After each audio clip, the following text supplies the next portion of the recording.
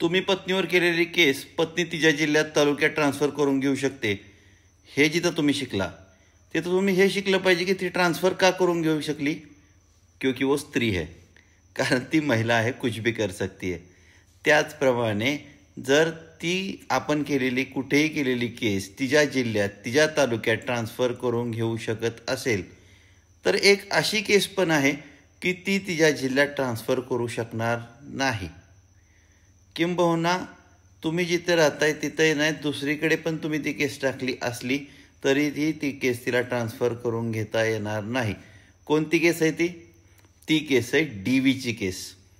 DVची केस जर तुमच्या आईने तिच्यावर टाकली असली, तुम्ही राहताय पुण्यात, ती राहताय जळगावात, नाही राहते मुंबईत, तर आईने मुंबईत जरी केस टाकली तरी त्या केसला जळगाववरून मुंबईला तिला यावं लागेल आणि तुमची आई पण महिला असल्यामुळे ती केस कुठंही ट्रान्सफर होणार